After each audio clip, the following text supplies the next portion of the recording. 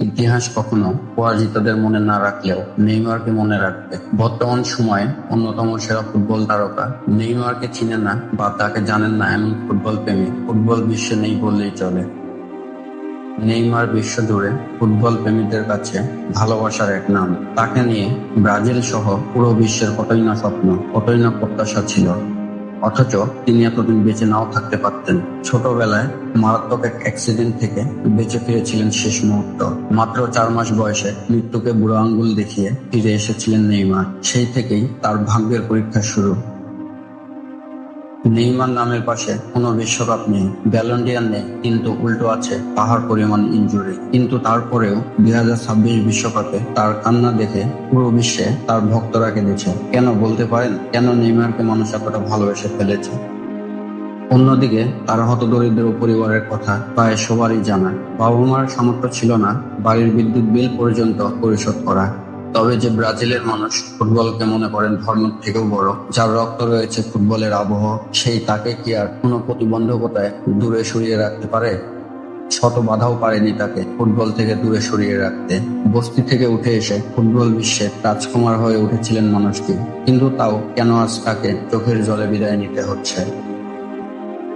আমি আজ আপনাদের জানাবো ব্রাজিলের এই মুকুটহীন সম্রাটের জীবনে এমন কিছু অজানা গল্প, যেটা নেইমার ভক্তদের জানা দরকার। গল্পটা শুরু হয়েছিল আজ থেকে 34 বছর আগে, 5 ফেব্রুয়ারি 1992 সালে ব্রাজিলের মুগি দাস কুদের শহরের একটি বস্তিতে। সেখানে না ছিল ইলেকট্রিসিটি, না ছিল পানির ব্যবস্থা। দাদার বাড়িতে একটানা গাদাগাদি করে থাকতেন বাবা মা নেইমার আর তার বোন রাফায়েলা। এমন এক কঠিন পরিস্থিতিতে নেইমারের বাবা একটা কঠিন সিদ্ধান্ত নিলেন। তিনি ঠিক করলেন নিজের অপূর্ণ স্বপ্নটা তিনি ছেলের মাধ্যমে পূরণ করবেন। বাবা নিজেই নেইমারের পায়ে তুলে দিলেন ফুটবল। ছোট্ট নেইমারের প্রতিটা প্র্যাকটিস, প্রতিটা ম্যাচ, প্রতিটা সুযোগের পিছনে দাঁড়িয়ে দাঁড়িয়ে রইলেন তিনি। নেইমার যখন মাঠে খেলার সুযোগ পেত না, বাবা তাকে নিয়ে যেত ব্রাজিলের অলিতে গলিতে। নেইমারের বাবাও ছিলেন একজন ফুটবলার, কিন্তু সেভাবে বড় কিছু কখনোই করতে পারেননি। একটা ইনজুরির কারণে নেইমারের বাবার ফুটবল ক্যারিয়ার শেষ হলো। পেশাদার ফুটবল হওয়ার স্বপ্ন অধরাই থেকে গেল বাবা নেইমার সান্তোস সিনিয়রের। স্বপ্ন দেখেন ছেলেকে দিয়ে পূরণ করাবে ব্রাজিলের জাতীয় দলের খেলার স্বপ্ন, আর ছেলেকে বড় করে তুললেন ঠিক সেইভাবেই। নেইমার হাঁটতে শেখার আগে ফুটবলে লাথি মারা শিখে গেলেন।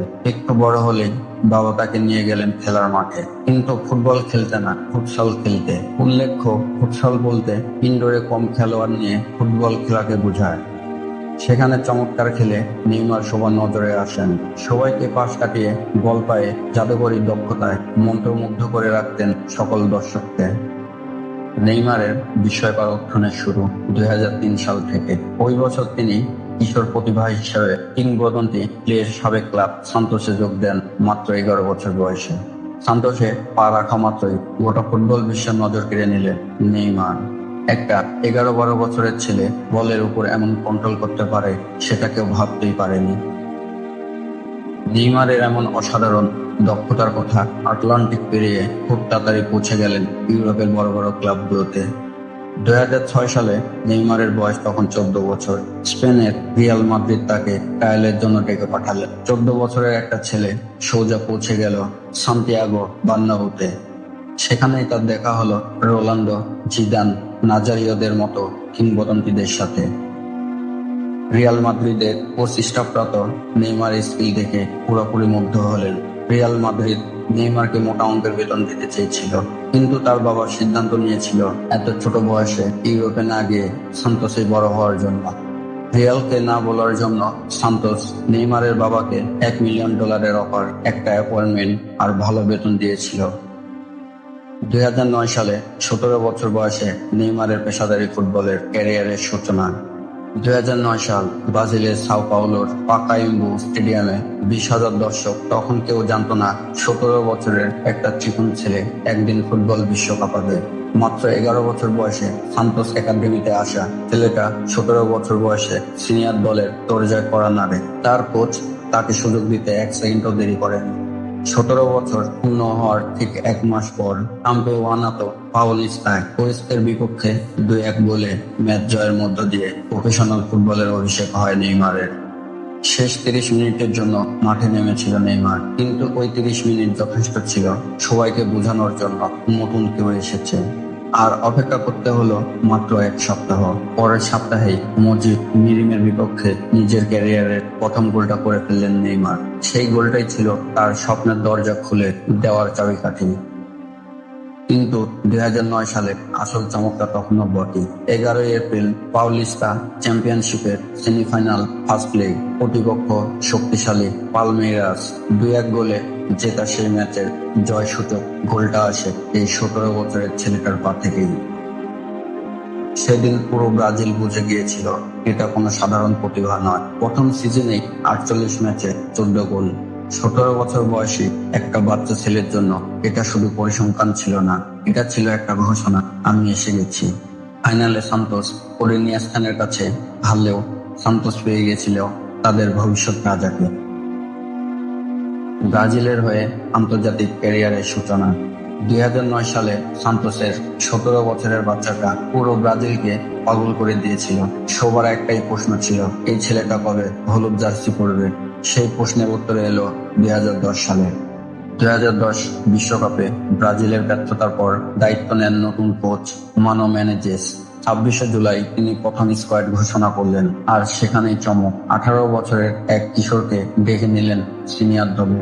যুক্তরাষ্ট্রের বিপক্ষে প্রীতি ম্যাচের জন্য 10 আগস্ট নিউ জার্সির নিউ মেডোল্যান্ডস স্টেডিয়াম, যেটা আমরা এখন মেডলাইফ নামে চিনি। 18 বছর বয়সে 11 নম্বর জার্সি গায়ে ব্রাজিলের হয়ে প্রথমবার মাঠে নামছে নেইমার জুনিয়র। প্রতিপক্ষ যুক্তরাষ্ট্র, গ্যালারিতে 77,000 দর্শক, ক্যামেরায় শুধু ওই একটা ছেলেকে খুঁজছে। 28 মিনিট আন্দ্রে সান্তোসের ক্রস আর হেড। অভিষেক ম্যাচে মাত্র 28 মিনিটে প্রথম গোল। হলুদ জার্সিতে প্রথম ছোঁয়াতে ইতিহাস। ব্রাজিল 1-0 এগিয়ে গেল। ম্যাচ শেষ হওয়া পর্যন্ত ব্রাজিল 2-0 জিতেছিল, কিন্তু দিনটা ছিল শুধু একজনের। সেদিন কেউ জানতো না যে ছেলেটা আজ অভিষেক করলো সে একদিন হয়ে উঠবে ব্রাজিলের সর্বকালের সর্বোচ্চ গোলদাতা। নেইমারকে মনে করা হতো পেলের উত্তরসূরি। তিনি ভেঙে দিয়েছিল পেলের রেকর্ড, 130 ম্যাচে 80 গোলের মালিক। 2013 সালে কনফেডারেশন কাপটাই ছিল নেইমার জুনিয়রের ব্রাজিলের জার্সিতে প্রথম বড় ঘোষণা। বয়স তখন মাত্র 21। টুর্নামেন্ট শুরুর ঠিক আগেই বার্সেলোনায় সাইন করেছে। স্বাগতিক হিসেবে ব্রাজিল চ্যাম্পিয়ন হয়, আর নেইমার জিতে টুর্নামেন্টের সেরা খেলোয়াড়ের গোল্ডেন বল। টুর্নামেন্টে 5 ম্যাচে 4 গোল 2 অ্যাসিস্ট যোগ করেছিলেন নেইমার, যেটা ব্রাজিলকে টানা তৃতীয় কনফেডারেশন কাপ জেতাতে বড় ভূমিকা রাখে। এরপরে এলো ফিফা বিশ্বকাপ 2014। মনে আছে 2014 সালে ফিফা বিশ্বকাপের কথা? ব্রাজিলের মাটিতে ফিফা বিশ্বকাপের আসর বসেছিল। গোটা দেশ তখন নেইমারকে রীতিমতো দেবতা মানে। সবার বিশ্বাস ছিল এই ছেলেটাই বিশ্বকাপ এনে দিবে। গ্রুপ পর্বে 3 ম্যাচে 1 ড্র ও 2 জয় নিয়ে গ্রুপ এতে চ্যাম্পিয়ন হয়ে নকআউট পর্বে উঠেছিল। রাউন্ড অফ 16-এ চিলিকে টাইব্রেকারে 3-2 গোলে পরাজিত করে। কিন্তু কে জানতো এই বিশ্বকাপে লুকিয়ে আছে নেইমারের জীবনের সবচেয়ে ভয়ঙ্কর দুর্ঘটনা। সে এক টানটান উত্তেজনা। কোয়ার্টার ফাইনালে ব্রাজিলের মুখোমুখি কলম্বিয়া। ম্যাচের একদম শেষ মুহূর্তে কলম্বিয়ার ডিফেন্ডার হুয়ান ক্যামিলো জুনিগা পেছন থেকে লাফিয়ে ওঠে, হাঁটু দিয়ে সপাটে গুঁতো দিল নেইমারের পিঠে নিচের অংশে। নেইমার ঘাসে লুটিয়ে পড়লেন। মার্সেলো ছুটে এসে দেখলেন নেইমার যন্ত্রণায় কাঁদছে। মার্সেলো চিৎকার করে মেডিকেল টিমকে ডাকলেন। এরপর ডাক্তাররা যে কথাটা বলল সেটা মনে পড়লে আজও গায়ে কাটা দেয়। আঘাতটা লেগেছিল নেইমারের মেরুদণ্ডের 3 নম্বর কোষের গায়ে। ডাক্তাররা পরে বলেছিলেন আঘাত আর মাত্র 2 সেন্টিমিটার ভিতরের দিকে। স্পাইনাল কার্ডে লাগলে নেইমার প্যারালাইজড হয়ে যেতে পারত। খেলা তো দূরের কথা, হয়তো কোনোদিন আর নিজের পায়ে দাঁড়াতেই পারত না। বিশ্বকাপ থেকে এক ধাক্কায় ছিটকে গেল নেইমার। ঘরে বসেই চোখের জল নিয়ে দেখলেন সেমিফাইনালে জার্মানির কাছে ব্রাজিলের 7-1 গোলে লজ্জার হার। ইনজুরি থেকে ফিরে এসে নেইমার আবারও বার্সেলোনায় তার সর্বোচ্চ দিয়ে খেলা শুরু করলেন। এরপর 2017 সালে ফুটবল বিশ্বকে স্তব্ধ করে দিয়ে 222 মিলিয়ন ইউরোর বিনিময়ে প্যারিসে পা রাখলেন নেইমার। নেইমারের এই আগমন পুরো প্যারিস জুড়ে আনন্দের বন্যা বয়ে দিল। কিন্তু প্যারিসের আগমনটা নেইমারের জন্য খুব একটা শোভনীয় ছিল না। মজার ব্যাপার, পিএসজিতে গিয়ে নেইমার রাজি হয়ে বসলেন ঠিকই, কিন্তু চ্যাম্পিয়ন্স লিগ আর ব্যালন ডি'অর রয়ে গেল অধরাই। তার পায়ের জাদুর সাথে পেরে উঠতে না পেরে সেখানকার প্রতিপক্ষরা বেছে নিল ফাউলের নিষ্ঠুর পথ। ফলাফল হিসেবে প্রতি বছর ঠিক যখন চ্যাম্পিয়ন্স লিগের নকআউট পর্ব আসতো, নেইমারের পায়ের মেটাটার্সাল হাড় ভেঙে যেত। বছরের পর বছর প্রাচে ভর করে গ্যালারিতে বসে দলের হাত দেখতে হয়েছে। চোখের জল মুছতে মুছতে নেইমার নিজে একবার বলেছিলেন, ফুটবল খেলতে না পারাটা আমার জীবনে সবচেয়ে কষ্টের মুহূর্ত। সবকিছুর বিনিময় হলেও আমি শুধু একটু মাঠে থাকতে চাই। অনেকেই মনে করে এগুলো নাকি নেইমারের ইচ্ছাকৃত। আপনি হয়তো ভাবছেন, কেন করবে নেইমার এমন? সমালোচকদের কাছে এই প্রশ্নের যুক্তি আছে। নেইমারের ইনজুরি হওয়ার টাইম লাইনটা দেখলেই একটা আজব কাকতালীয় ব্যাপার দেখতে পাবেন। তার বোন রাফায়েলার জন্মদিন 11 মার্চ, আর 2015 সাল থেকে শুরু করে প্রায় প্রতিটা বছর ঠিক মার্চের দ্বিতীয় সপ্তাহে এসে নেইমার কোনো না কোনো ভাবে মারাত্মক ইনজুরির শিকার হয়েছেন। না হয় হলুদ কার্ডের জন্য সাসপেন্ড হয়েছেন, আর তারপরেই তিনি ব্রাজিলে উড়ে গেছেন বোন রাফায়েলের জন্মদিনের পার্টিতে। ফুটবল বিশ্বে এই ঘটনাকে টাচ অফ 11 মার্চ বলা হয়। অনেকেই তাকে নিয়ে ট্রোল করত, বলতো সে নাকি কাচের তৈরি খেলোয়াড়। কিন্তু কেউ দেখেনি অ্যানেস্থেসিয়ার ইনজেকশন নিয়ে প্রচন্ড ব্যথা সহ্য করে এই মানুষটা কিভাবে মাঠে ফেরার লড়াই চালিয়ে গেছেন। এরপর শুরু হলো 2018 সালে রাশিয়ার বিশ্বকাপ। 2018 সালে রাশিয়া বিশ্বকাপে ব্রাজিল গ্রুপ ই-তে চ্যাম্পিয়ন হয়ে 7 পয়েন্ট নিয়ে নকআউট পর্বে উঠেছিল। কোয়ার্টার ফাইনালে বেলজিয়ামের মুখোমুখি হলো ব্রাজিল। নেইমার তার সবটুকু দিয়ে চেষ্টা করলেন। ম্যাচের প্রথমার্ধে আত্মঘাতী গোলে পিছিয়ে পড়ার পর বেলজিয়াম দুর্দান্ত কাউন্টার অ্যাটাকে আরেকটি গোল করে 2-0 এগিয়ে যায়। ব্রাজিল দ্বিতীয়ার্ধে একটি গোল শোধ করলেও সমতা ফেরাতে পারেনি। ম্যাচের শেষ মুহূর্তে তার বুলেট গতির একটি শট বেলজিয়ামের গোলকিপার টিবো কুর্তোয়া আঙ্গুল ছুঁয়ে বাঁচিয়ে দিলেন, আর তাতেই নেইমারের শেষ হয়ে গেল দ্বিতীয় বিশ্বকাপের স্বপ্ন। সেদিন পুরো দুনিয়া নেইমারকে নিয়ে টোল করেছিল, কত শত মিম বানানো হলো তাকে নিয়ে, কিন্তু কেউ বুঝতেই চায়নি 4 বছর আগে সেই ভাঙ্গা পিঠের ভয় আর বারবার ইনজুরিতে পড়া পা দুটোকে বাঁচানোর জন্যই সে আতঙ্কে থাকতো। এরপর আসলো 2022 সালে কাতার বিশ্বকাপ। নেইমারের বয়স তখন 30 বছর। প্রথম ম্যাচে সার্বিয়ার ডিফেন্ডারদের মারাত্মক ফাউলের শিকার হয়ে গোড়ালি মুচকে গেল নেইমারের। পুরো ম্যাচে নেইমারকে ফাউল করা হয়েছে 9 বার। ম্যাচটা ব্রাজিল জিতল ঠিকই, কিন্তু ম্যাচের পরে ড্রেসিং রুমে নেইমারের পা খুলে ঢোল।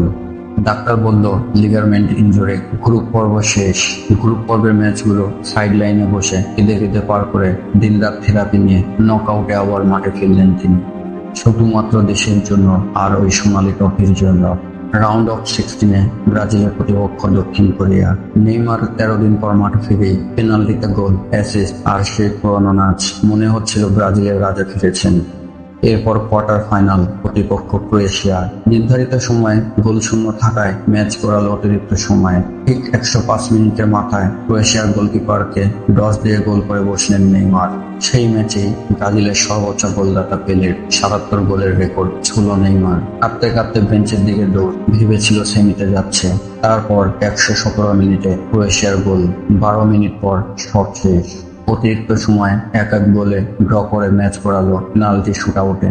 ব্রাজিলের হয়ে প্রথম পেনাল্টি শুটআউট করলো রদ্রিগোর। সেভ হলো। প্রথমে হোঁচট, 1-0 পিছিয়ে পড়ল ব্রাজিল। 4-2 গোলে পিছিয়ে থেকে ব্রাজিলের হয়ে চতুর্থ পেনাল্টি শুটআউট করতে এলেন মার্কুইনহস। তার শর্ট পোস্টে লেগে বাইরে চলে যায়। 4-2 ব্যবধানে পেনাল্টি শুটআউটে জয় পেল ক্রোয়েশিয়া। আর নেইমার 5 নম্বর পেনাল্টি নেওয়ার জন্য দাঁড়িয়েছিল, সুযোগটাই পেল না। ক্যামেরায় শুধু দেখলো মাঝ মাঠে একা একা বসে কাঁদছে একটা 30 বছরের ছেলে। আর এভাবে জয়ের দ্বারপ্রান্ত থেকে নিয়তি তাকে বারবার নিচে ফেলে দিয়েছেন। ফুটবল তাকে সব দিয়েছে, নাম, যশ, খ্যাতি এবং অগণিত ভক্তদের ভালোবাসা, কিন্তু দেয়নি তার জীবনের সবচেয়ে বড় চাওয়া, শুধু একটা বিশ্বকাপ। 2023 সালে অক্টোবরে উরুগুয়ের বিপক্ষে বিশ্বকাপ বাছাই পর্বের ম্যাচে গুরুতর হাঁটুর চোটে মাঠ ছাড়ার পর যেন থেমে গিয়েছিল তার আন্তর্জাতিক ক্যারিয়ার। নেইমার ভেঙে পড়লেন, কাঁদলেন। কত মানুষ বলেছিল নেইমারের ক্যারিয়ার এবার শেষ। অনেকে তো প্রায় ধরেই নিল সে আর আগের নেইমার হয়ে ফিরতে পারবে না। টানা 981 দিন, প্রায় 3 বছর জাতীয় দলের বাইরে থেকেছেন, কিন্তু নেইমার সবাইকে অবাক করে দিয়ে ফিরেছেন আবার মাঠে। নেইমারের এই যে বারবার ফিরে আসার লড়াই, সেটা কিন্তু ফুটবল মাঠে শুরু হয়নি, শুরু হয়েছিল আজ থেকে 34 বছর আগে 1992 সালে। সে এক প্রবল বৃষ্টির দিন ব্রাজিলের সাও পাওলোর একটা পাহাড়ের রাস্তা দিয়ে নেইমার তার বাবা মার সঙ্গে যাচ্ছিলেন এক আত্মীয়র বাড়িতে। তখন নেইমারের বয়স ছিল মাত্র 4 মাসের মতো। হঠাৎ করে ঘটে গেল এক ভয়ঙ্কর দুর্ঘটনা। উল্টো দিক থেকে আসা এক গাড়ি কন্ট্রোল হারিয়ে সজোরে ধাক্কা মারল নেইমারের গাড়িতে। মুহূর্তের মধ্যে গাড়িটা দমড়ে মুছে গেল। নেইমারের বাবা নেইমার সান্তোস সিনিয়র গুরুতর আঘাত পেলেন। সকলে ভেবে নিয়েছিল নেইমার হয়তো আর বেঁচে নেই, কিন্তু গাড়ির ভাঙা টুকরো সরাতে দেখা গেল সিটের নিচে রক্তাক্ত অবস্থায় পড়ে আছেন ছোট্ট নেইমার। কপালে আঘাত লেগেছে, কাচের টুকরো গেঁথে গেছে, কিন্তু প্রাণটা আছে। সেদিন থেকে শুরু হয়েছিল নেইমারের জীবন যুদ্ধের পরীক্ষা। এরপরে এলো ফিফা বিশ্বকাপ 2026। 34 বছর বয়সী নেইমার ব্রাজিলের হয়ে সবশেষ আন্তর্জাতিক ফুটবল খেলেছিলেন 2023 সালে। সে বছরের অক্টোবরে হাঁটুর চোট, এরপর প্রত্যেকম আবারও চোট। সবকিছু মিলিয়ে এবারে বিশ্বকাপে নেইমার দলে থাকবে কিনা তার নিশ্চয়তা ছিল না। ব্রাজিলের মানুষও জানেন নেইমারকে ঘিরে দল করা মানে অনিশ্চিত একটা ব্যাপার। ব্রাজিলের দল ঘোষণার দিন নেইমারের নাম উচ্চারিত হওয়ার সাথে সাথে ভক্তদের মাঝে যেন খুশির ধারা বয়ে গিয়েছিল। তাই প্রমাণ করে নেইমারকে এখনো ব্রাজিলিয়ানরা কতটা ভালোবাসে। এরপর অপেক্ষাটা ছিল নেইমারের মাঠে নামার। প্রথম 2 ম্যাচে সে অপেক্ষা কেবল দীর্ঘই হয়েছে। অবশেষে স্কটল্যান্ডের বিপক্ষে এসে বহুল আকাঙ্ক্ষিত মুহূর্ত, যখন 75 মিনিটে কুনিয়াকে উঠিয়ে নেইমারকে নামান আনচেলতি। সেই ম্যাচে ভিনিসিয়াসের জোড়া গোলে ব্রাজিল 3-0 জিতে গ্রুপ চ্যাম্পিয়ন হয়ে নকআউটে ওঠে।